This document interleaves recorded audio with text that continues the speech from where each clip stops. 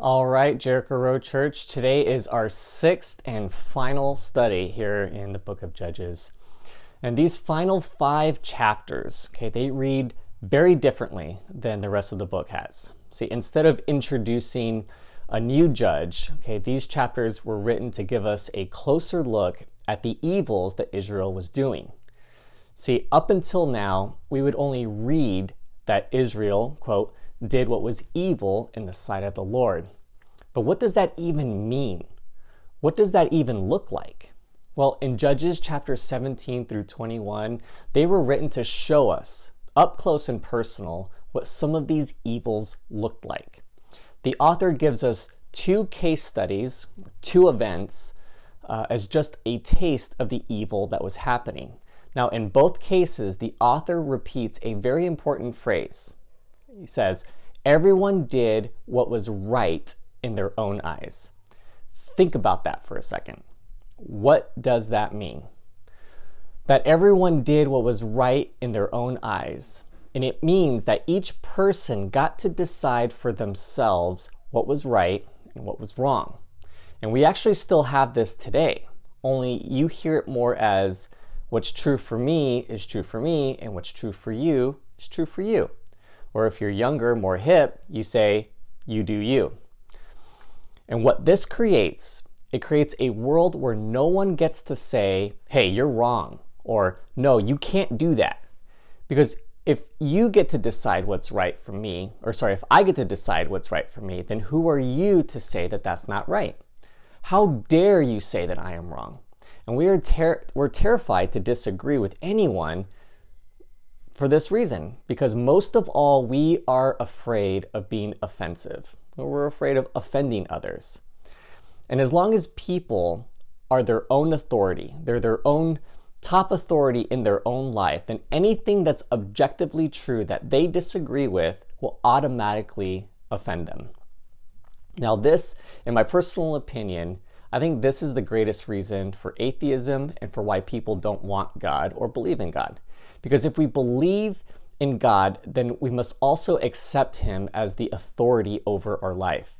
It means I have to answer to someone else. I have to answer to God for my words and my actions and my attitude.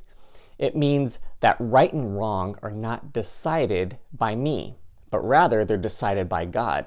And we just don't want that. We want to do whatever we think is right. And this starts young, by the way.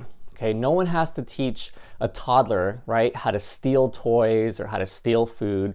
No one has to teach children how to lie, and no one has to teach teenagers how to get away with it. So when we read these chapters in Judges, we read something really horrifyingly evil things, and you and I are going to be tempted to think, well, at least I'm not as bad as that. You and I will always try to justify ourselves and make ourselves look better by pointing to those who are worse. But it's Jesus who equated hate with murder. He equated lustful eyes with adultery. See, in God's world, sin is sin. Without God, we're not much different than what we read in these chapters in Judges.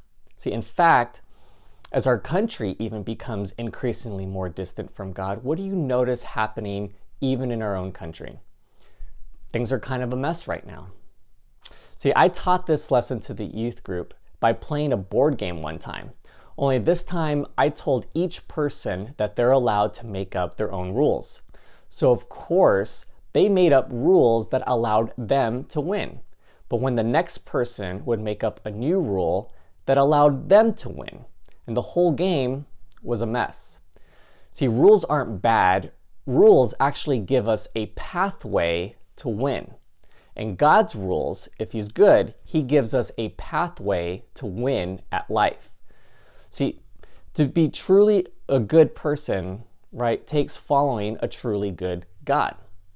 The question is, are we really, without God, are we really becoming more good? Or is everyone just doing what is right in their own eyes?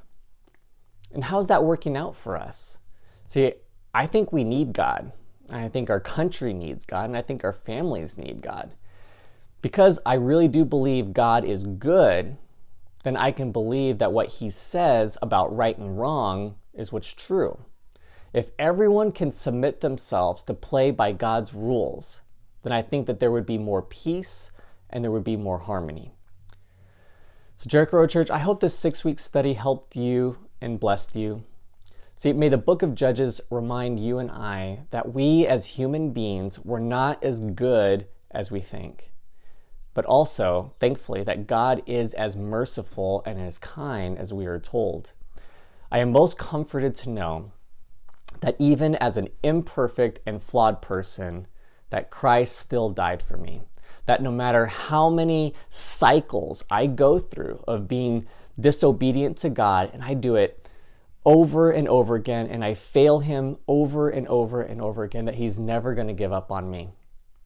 Okay, he's never going to give up on you. And I hope that the book of Judges encourages you that no matter how deep down you've gone in this downward spiral, remember that God has not given up on you. He loves you and he accepts you. And this is the gospel. And I love this so much. Francis and Ezra, they send their love as well. We miss Jericho Road Church so much. And you guys have blessed us so much. We love you. We miss you. And hopefully we'll see you all soon. Bye.